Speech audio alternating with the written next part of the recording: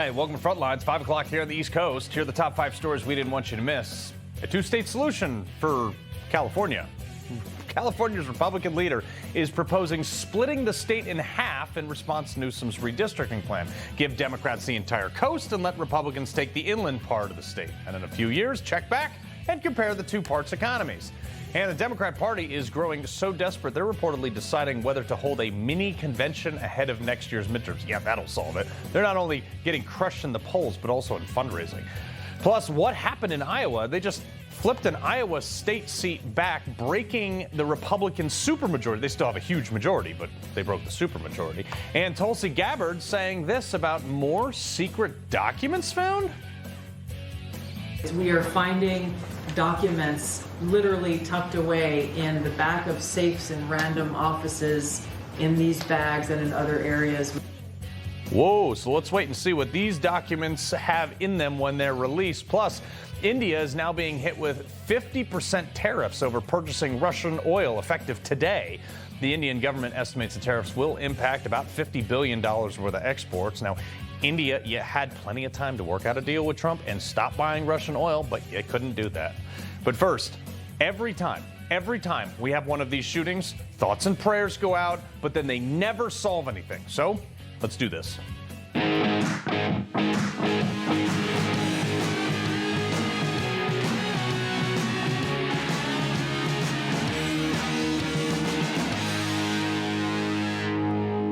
You know, I'm honestly so sick of these headlines. Shooter hits another soft target. Annunciation Catholic School in Minneapolis, grades K through 8, was shot up this morning. 2 children dead, 17 others injured in a gun-free zone in a state that became the model for red flag laws when Tim Walz's state. By who? Oh, this guy, another transgender confirmed by DHS, Robin Westman, who changed his name back in 2020. Add that to the list of the Nashville shooting by Audrey Hale, Colorado Springs Anderson Lee Aldrich, Highland Ranch, Colorado, Alec McKinney. Those and more, all part, in my opinion, are part of a mental disorder they call trans or non-binary. The FBI now calling this domestic terror. Okay? But the mayor this afternoon made sure to defend the trans community, Democrat, by the way, rather than actually solve the problem.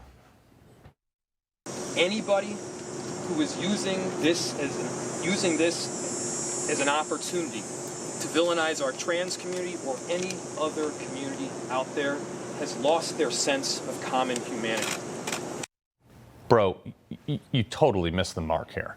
This guy had a manifesto that has a picture of a trans flag with an AK-47 on it that says defend equality, okay, with a magazine that he wrote on saying kill Donald Trump, loaded up with armor-piercing green-tip ammunition. By the way, he also had a 2x4 that said 420 Blaze It on it, 3 guns. He had an AR-15, a shotgun, and a pistol.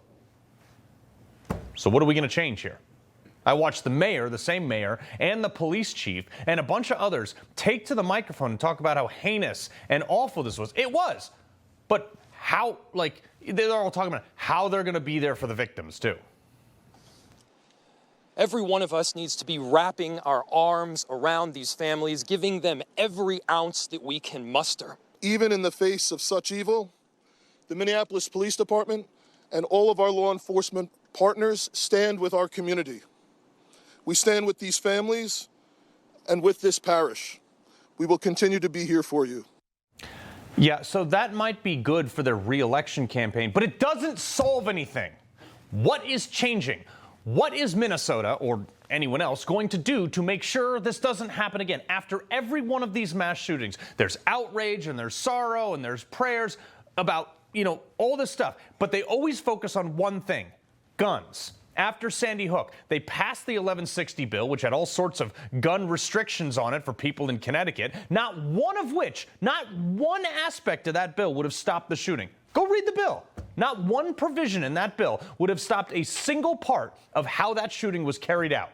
The National Safer Community Act, after the Uvalde shooting, which enhanced background checks, allocated $750 million that was supposed to go to fund school safety programs. Didn't do a lick for this school. Illinois passed the Protected Communities Act in wake of the Highland Park shooting that banned the purchase of semi-automatic rifles and magazines over 10 rounds, which certainly didn't decrease crime in Chicago, given how less than 1% of their gun crime is actually committed with AR-15 or assault rifles. It's mostly pistols. You've had a dozen blue states pass stupid gun legislation restricting law-abiding citizens like me from buying this firearm or that firearm over the last 10 years, which has done nothing, zero, zip, nada to address the unlawful use of guns by criminals. Certainly hasn't reduced crime. And that's mostly because the people regulating or commenting on these things don't have the first freaking clue what they're talking about or what they're regulating. We have federal regulations and state laws that prohibit hunting ducks with more than 3 rounds, and yet it's legal to hunt humans with 15-round, 30-round, even 150-round magazines. This right here has ability with a 30 caliber clip to disperse with 30 bullets within half a second. It seemed like a rifle, he said, a semi-automatic rifle, and it went on for several minutes. Right, and look, that's not uncommon as well. These things can shoot dozens of bullets, you know, in just one trigger pull, right? No, none of that's correct. The real problem and the real reason we can't stop these shootings is because the people making the decisions are unwilling to admit the real problem. Look, spoons don't make people fat, cars don't drive drunk, and guns don't kill people. They don't just get up, walk around, and shoot people. So if you think banning guns will solve the problem, then I'd ask all you brainiac liberals out there, why has banning guns not solved the problem? Because this area where this happened is rife with crime. For God's sake, the Minnesota has a law that it doesn't make armor-piercing bullets illegal, which may or may not be fine for that state. But you know what it does do? It does make it a felony to use or possess them during the commission of another crime. I mean, thanks. What good is a law like that? This is what I'm talking about. They don't know what they're regulating. Therefore, these types of regulations are never going to work. And this further makes my point. The police chief was asked today during that press conference if this shooting was related to the other mass shooting just hours before that. Is this related to any of the other shootings? This does not appear to be related to any other shooting in the city. Oh, yeah, that's right. That one appeared to be gang-related, so that wasn't on the front page of it. Like, I'm sorry, if you're being asked if 2 major shootings in the same area within hours are related to each other, you've got a real problem with law enforcement in the area. In an area that's also #1 in the recruiting terror capital of America. And you have done nothing to mitigate this, which we're seeing that this shooter also had Islamic phrases written on his gun that we had to blur it out for the investigation. As well as things like 6 million wasn't enough, referring to killing Jewish people on another one of his guns. So look, you can offer all the condolences you want, but I want to know what meaningful change is going to come out of this. Otherwise, it's going to just happen again. I'm so sick of having the conversation after every mass shooting about our hearts go out to these people and then doing nothing. Nothing. Those hollow words. It does nothing about it. Clearly, banning guns doesn't solve this. Over 90% of mass shootings happen in gun-free zones. So when are you going to make changes? This goes for every state in America. When are we going to let teachers or parents carry guns on school campuses? Because clearly the criminals just bring them in there no matter what the laws are. And then people like me who don't bring them there because it's against the law and I'm a law-abiding citizen, we become sitting ducks, just like today. I mean, it is just crazy to me that the same people that are criticizing the National Guard being around enforcing law would be the first people running and hiding behind that National Guardsman in a situation like we saw today. You know, I actually personally did a poll on this once in Iraq. And you know what that poll concluded? It turns out that 100% of the people shooting at me actually stopped shooting at me when I shot them in the face. Fact check me on that, CNN. I'm here, they're not. I've defended my own home when 6 intruders came in with a gun. I carry one nearly everywhere I go, definitely where it's always legal. It's not because I'm looking for a fight, it's because I refuse to be a victim. I realize that makes some people uncomfortable, but 1, I don't really care. And 2, I would ask those same people, when you're in a danger, who do you call? A guy with a gun. But when seconds count, cops are minutes away. And as I read the part shall not be infringed, I sure would like the ability to shoot back, like on a train, in a school, at work, home, anywhere else. An armed teacher, a parent, or bystander today might have saved some kids' lives. It's estimated that anywhere between 500,000 and 3 million lives are saved and serious crimes prevented every year by lawful civilian gun ownership. There have been approximately 0 shootings at gun shows, by the way, but a lot in gun-free zones like schools, on military bases that, yes, are gun-free zones, and liberal cities. How about we give my way a try, because something's got to change. Minnesota Republican candidate for governor Kendall Qualls and Minnesota Republican Senate candidate Royce White. Royce, I look at this, and it's just the same story with no changes. Yeah, absolutely. I mean, it's a horrifying day. You know, a lot of good things happening in the state of Minnesota right now, going back to school. The state fair has been going on for the last week, and it's a political time. It's political at the state fair. We get people coming by the booth every single day that you know, down talk Donald Trump and Christians and white men and everybody else. But we stand our ground, and we have to realize what these attacks are meant to do. They're meant to inspire fear and get us to turn away from our values. Yeah. Well, Kendall, obviously you're running against probably the world's worst governor, Tim Walz, who's allowed this to foster there and become this like safe haven for criminals, honestly. What do you make of this? Well, first of all, prayers really, and then prayers do matter to the families of just in that Catholic community that are dealing with this. It's a solemn day for everyone. Really, when we started out this day, going to the fair, having a great time, to start the day like this, tragic for everyone. And I know people personally that are involved and got children shot at that school. And so it's tragic. Number one, we want to make sure that we know that we extend those prayers and hearts to. But what would you do as governor? What changes could you make or would you make as a governor if you were running the show after this? I've already talked about this and got it published in multiple accounts. Look, good people that want to enforce law enforcement, that want to be police officers, they don't want to put their lives on the line for the sakes of people of the Minneapolis City Council and the mayor. However, they will, and they do respect leaders. And they've told me, I'll sign up for you. So we'll hire 500 law enforcement officers at the state level, and we will deploy them into the Twin Cities, whether the city council wants them there or not. Yeah. Minneapolis used to be the #1 safest city in the country, according to Forbes magazine in 2009. We're going to get it back, and we're going to get it back in 2 years. Yeah, well, I sure hope so with that direction, sir. Royce, you know, of course, Minnesota Senator Amy Klobuchar went on MSNBC, blamed Republicans for this shooting, and then called the gun an automatic rifle. Roll this. It, of course, makes me think about guns and all the work we've done to ban these automatic rifles and to do something when it comes to the background checks and everything, and we keep getting thwarted. We were able to pass a limited measure on a bipartisan basis, but not enough to stop something like this. And it just makes you think about that as well without knowing the details about how he got that gun, if the gun was legal, what kind of gun it was. But it was clearly one of these automatic rifles to be able to shoot that many kids so fast. Royce, she just got, like, it's Democrat leadership, Democrat state, local, everything. How is this Republicans' fault?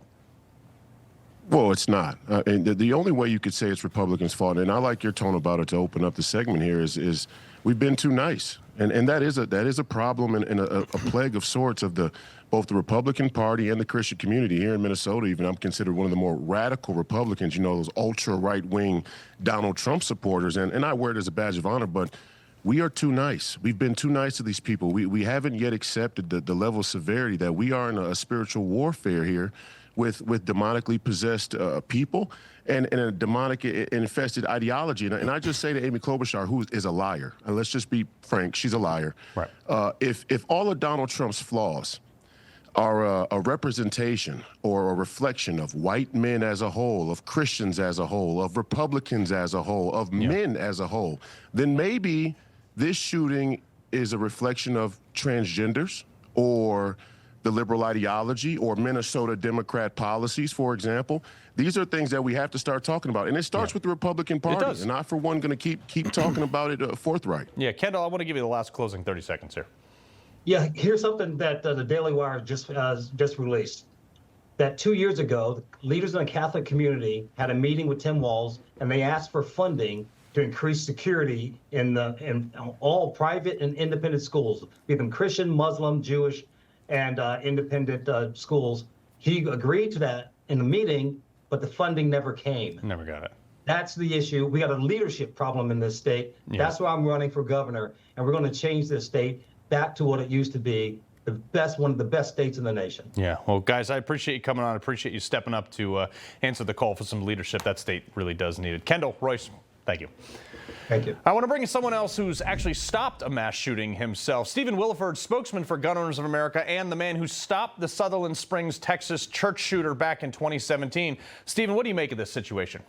I think it's ridiculous. Here again, Texas has the Guardian program, and so that allows teachers and faculty to carry guns. And the school marshal program, both of those do that. And, there's never been a school shooting at one of these schools that have these programs that allow teachers and faculty to carry. And it just seems to be such an obvious solution.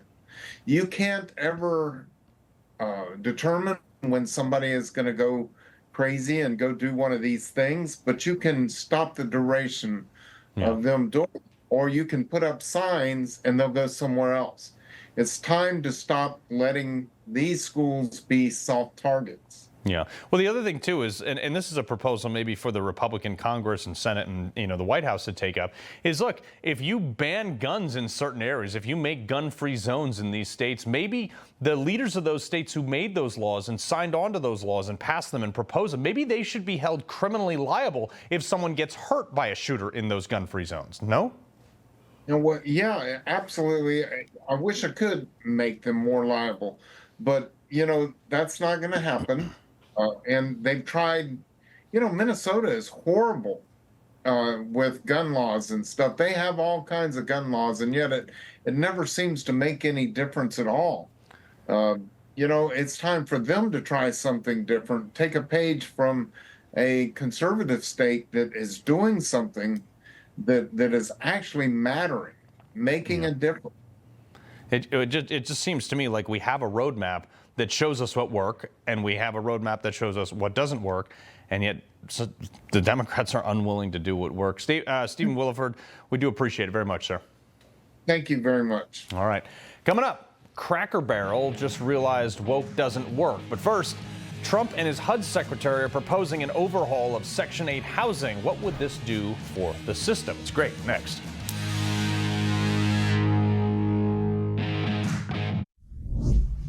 Government subsidies were never meant to be a hammock.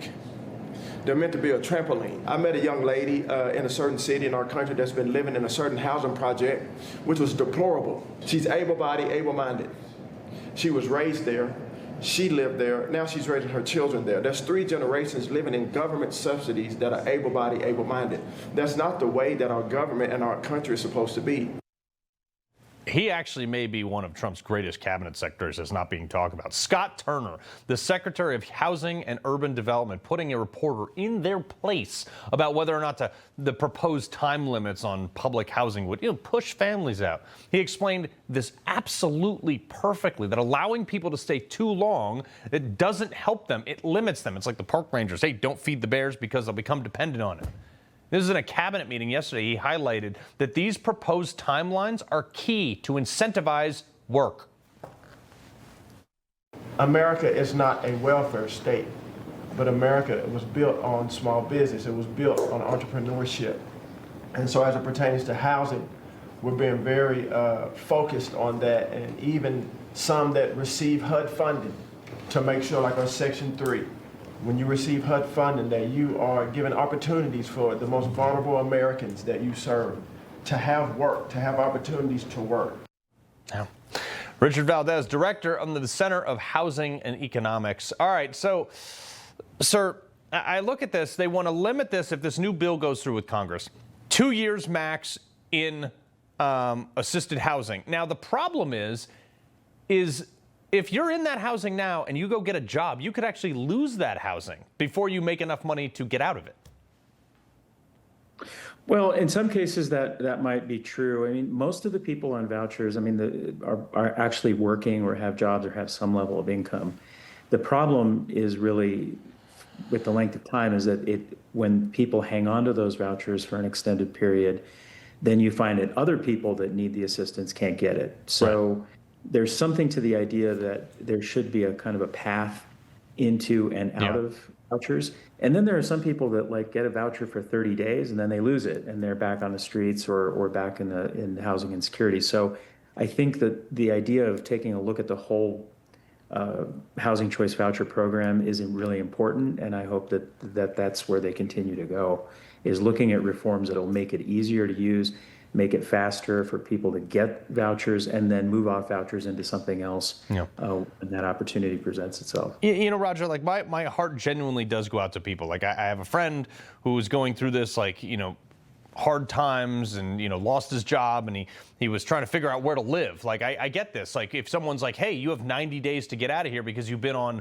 in the federal or state housing assembles for, you know, 30 years, like, that's a big life change. But I believe that suffering in some cases do breed motivation, because I have seen a ton of people hit rock bottom and be forced to dig their way out. Yeah, I don't think there's any problem with creating incentives to move on. We have to find a better way to house people, and, you know, really making the voucher program more like a cash, you know, a direct cash benefit. Right now, people in many places have to find a qualified unit. So when you actually do qualify for a voucher, you have to go find another place to live. They should change that so people can just use the voucher wherever they are. There's also a lot of disincentives for people to actually take the vouchers, because there's inspections and there's all sorts of bureaucracy and rules and stuff. So the voucher program it should be hard to get government subsidies like that. I mean, you're asking the American people to pay for your home. It should be hard. Well, I think that the problem is that right now you have people that can't pay the rent, and if there's challenges, what the established order is doing now is buying land, building housing, spending billions and billions of dollars on construction, when in many cases we could just give people $100 or $200 a month for rent, so that they could make those payments. And that's a much more efficient way of doing it, rather than spending billions of spare dollars on it. So there are things we could do with vouchers to improve them. I think that right now it's a pretty challenging environment for people to use them and get them. But I think, you know, the reforms that they're talking about, I think it's worth looking at, definitely. I got to leave it right there. Roger, we appreciate it. Okay, thank you. Thank you. All right, coming up, time and time again, we've seen companies go woke and then go broke or close to it. So what made Cracker Barrel think they'd be the exception to this rule? I mean, unbelievable. All that and more on Culture Clash. Well, after spending a ton of money, Cracker Barrel is returning to its old logo after they nearly went bankrupt for trying to go woke and do all this other stuff. And guess what? Their shares today, because of this announcement, have started to go back up. They made the switch back to the original logo, because every single time a company tries to go woke, they suffer from it. Bud Light, Disney, Target, Tractor Supply, you just go down the list. So why would Cracker Barrel be any different? Why would they even take that risk? You ever wonder who makes these calls? Who owns these shares? Oh, what? No. BlackRock, over 3 million shares. GMT Capital, 2.8 million shares. And Vanguard Group, 2.5 million shares. And who exactly sits on their board of directors that approves this plan? Well, you got people like Carl Berquist, the man who worked at Arthur Andersen for 28 years, until the firm's implosion due to its auditing failures in the Enron scandal, for which they got charged with obstruction of justice. He's also responsible for pushing that woke overhaul to Cracker Barrel with the new CEO. Then you got Jody Bilney, I guess is her name, who previously worked for the Charles Schwab Corporation. Now, Charles Schwab Investment Management, a subsidiary of Charles Schwab Corporation, owns over 600,000 shares of Cracker Barrel, and that's just 2 members of their board. These people, along with their CEO, completely dismissed internal warnings, even from top investors like Bigarly Capital, who almost owns 900,000 shares and who previously released a 120-page presentation titled "Cracker Barrel is in Crisis." They didn't listen to any of it. Katie Zachariah, the political strategist, and Tony Katz, host of nationally syndicated Tony Katz Today. Katie, it's like they're like, it's like communism. Like, oh no, we're going to be better at it this time. It never works. No, and what's happening is they are circling the drain on this. And why wouldn't they have taken that instruction from those investors and those shareholders that were interested in not going woke? And what about looking at, as you mentioned, all the other companies that have tanked and suffered from it? It's like they hate making money. Or what I was thinking, Carl, is there a reason why they want to why they want to take this restaurant and put something else in to replace it? There has to be some kind of strategy with this ridiculous woke corporate nature that they were going in. Yeah, I mean, we got woke, terrible food somewhere else. I actually liked Cracker Barrel before this, and now it's left, dare I say, a bad taste in my mouth. Tony, Democrat Party just literally imploding like into a black hole. Okay, even CNN, this guy is, it seems like he's excited watching the party that his network represents collapse. Roll this.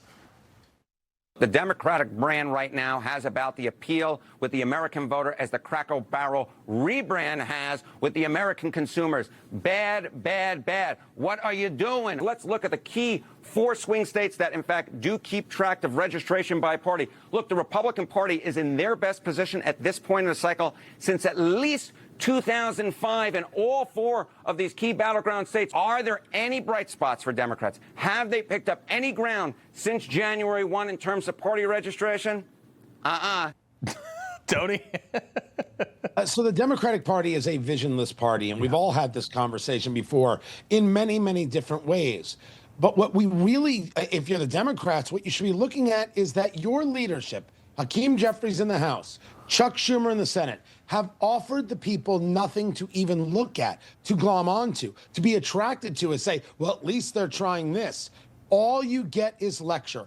All you get is hate and vitriol. All you get is why is America racist or bigoted, etc. Or you get support for things that are simply untenable, like crime, and being opposed to President Trump trying to do something about crime. Yeah. It just does not reach. It does not connect. And what we have done over the last few years is given people the tools to say, I don't care if you call me a racist. Let's go push that to the side, and I'm getting away from this crazy. Yeah, exactly. So MSNBC host Kathy Tur had the nerve to question Trump about being a socialist. Roll this. Is President Trump a socialist? So far in his second term, he has approved a U.S. chip sale to China in exchange for 15% of profits, signed off on the sale of U.S. Steel in return for a government golden share, strong-armed law firms into providing free services to his administration, told companies like Walmart to eat the costs of tariffs, secured a 10% government stake in Intel. Now, she probably didn't actually read that script until she went actually live on air. But let's look at which party actually supports policies that display factors of socialism. You have Democrats push for universal health care, free college, tax on wealthy, expanding welfare programs, rent control, free grocery stores, free public transportation, too. Republicans, on the other hand, we want limited government, maximum freedom. That's what DOGE was all about. Cutting corporate property taxes, school choice, work requirements for welfare program, advocating for Second Amendment rights. The only thing that seems in support of socialism on our part is the part of shutting down big pharma. I mean, who's profiting off the poor anyway? Katie? Absolutely. What's happening here is that you have the Democrat Party and MSNBC parroting their talking points, having run out of names to call us. He's a Nazi, he's a socialist, and really, does she know what the definition of socialism here? And I'm watching that list, right? She's saying, oh my goodness, Walmart has to eat the costs of the tariffs. Well, Walmart shouldn't be doing business with an adversarial country like China. Yeah. Oh my goodness, we need to restructure some of these deals. Actually, what President Trump did with China is he's forcing a business deal and making it so we can have reciprocal trade agreement. Like, does she understand what socialism is? Of course not. She's a host for MSNBC. Yeah, Tony, last 15 seconds to you. I don't want to be a guy who disagrees too heavily on this, but Trump's not a socialist. But when you're a populist and you believe that protecting America means taking parts of these companies and doing these things, that's why Trump does them. Now, I happen to disagree with the Intel move in great detail. We'll do that another time. But socialist doesn't fit the bill here. No, not at all. But again, MSNBC, limited brain power, we're there. Katie, Tony, pleasure. Thank you. All right, coming up, the Israeli government official charged in a child sex sting was scheduled to appear in court today, but didn't show up. Remember this? We covered this last week. The Israeli government official wrapped up in a child sex sting in Nevada was scheduled to be in court today, but he fled back to Israel last week. Tom Alexandrovich was a senior department head in Israel's National Cyber Directorate, or whatever it is. He had been put on leave now by the Israeli government pending these charges, but court records show that the appearance in Nevada was set to be today, 9 a.m. Pacific time, and reportedly didn't show up. His attorney did, and the arraignment will be virtual next week, so maybe he can attend via Zoom. My problem was, why was he allowed to leave the country? And more importantly, since we backed up Israel with bombing the hell out of Iran, will Israel extradite him back to us? Matt Foldy, editor-in-chief of the Washington Reporter, and John Jordan, attorney and former naval intelligence officer. Matt, I sure hope they get this guy back. Yeah, put him in a wood chipper. Okay, well, we're innocent until proven guilty, but I get the sentiment there. Okay, fine, you're right. Well, then convict him and then you can put him in a wood chipper. Fair enough. All right, John? Well, I mean, just as a practical matter, obviously Israel does not need this bloody nose right now, and they're doing everything they can to make this go away. As a legal matter, because I agree with you, both of you, they should put him in wood chipper. But he's not going to come back to the country. They're not going to let him stand trial. He's not. Depends on the terms of our extradition. We give Israel a ton of aid. Shouldn't they send him back to us? Yeah, I mean, it's a question they should. I'm just saying what they won't do. They should send him back. He was caught in a Chris Hansen-style sting where they caught a pastor and an ex-cop, just like they always do in those shows that we all loved in the 90s. Yeah, they should send him back. He's a dirty birdie pedo, but he's not coming back. Yeah, well, I think this should be elevated to a leader-on-leader discussion later on. But all right, so let's get on to this. Another one, Matt Foldy, the popular kids game, Roblox, is like the platform or whatever. They're being sued by the Louisiana Attorney General and now a Denver family for alleged, at this point, child sex abusers. And the AG saying, quote, as such, users can easily represent that they are younger or older than their actual age, making it so, for example, that a child predator can pose as children. And to make matters worse, Roblox recently banned a user, Matt, who was hunting down these alleged pedophiles. Wood chipper, right? This is like the most demented segment of yours that I've ever been on. And Roblox, I'm a little too old to play it. I played more Call of Duty growing up. But my understanding actually is this is an incredibly problematic app. I don't know what about it. Minecraft seems better, even though I think Minecraft is for losers. But there is something about Roblox specifically that predators are using. And we were talking on different Newsmax shows earlier today about this insane mentally ill murderer in Minnesota uploading this memo onto YouTube. I mean, there's a lot of bad that technology can be used for sure. But some of the good that it can be used for should be rooting out pedophiles on Roblox and rooting out people who are publicly posting manifestos on YouTube, and I'd like to see that. That's not crazy to ask for. To your point, this is a totally demented segment, but not a lot of people even want to touch this stuff, Matt, and that's why I'm doing it, because I don't really care, and I think it's very important as a victim of this as myself as a child. All right, John, I want to get to something that's less demented, but still interesting. Denmark summoned the top U.S. diplomat in the country for spy talks after reports of us spying on Greenland. Now, this is Mark Stroh showing up to the Ministry of Foreign Affairs in Copenhagen today. But I remember like Ted Cruz said, oh, we spy on each other all the time. That shouldn't be a big deal or whatever. I happen to disagree with that. However, here we are. Yeah, there's more going into this than it first appears. I don't think this is about spying at all. First, a little groundwork here. Greenland has a population of about 56,000 people. That's not even a small town in America. The Trump administration, the Danish government is also very unpopular in Greenland, and a lot of Greenlanders want independence, and this would cause a big blow and cause a big stir in Denmark. So it wouldn't surprise me if they want to accuse one or two people, Americans, saying, hey, it would be a good idea to join the United States in a town, basically a small town, and accuse them of spying. I mean, how do you spy? What is there to spy on in a town of 56,000 people, all of whom know each other? So this might be an effort to distract from Denmark's own unpopularity in Greenland and Greenland's desire for independence. I mean, come on, it's a small town. It's not a country where you can run an information campaign or information warfare. It's a town. I hadn't thought of that angle. I do want to say, while we're dunking on Europeans, I don't know if you guys saw our ambassador to France, Charles Kushner, said that it's an Islamic hellhole, and then Macron said, come to my office, and then Kushner said, I'll send my intern. You can yell at my intern. John, Matt, got to leave it there. Thank you. Have a All great right, day, coming guys. up, the Trump administration ramping up its fight to tackle crime in big cities. What do people think about seeing the National Guardsmen? We hit the streets. All right, well, Trump announced that he and the National Guard will now take over D.C.'s Union Station. And, of course, D.C. Mayor Muriel Bowser says that out-of-town National Guard are ineffective. Really? The numbers don't show that at all. Pam Bondi tweeting out the latest numbers today.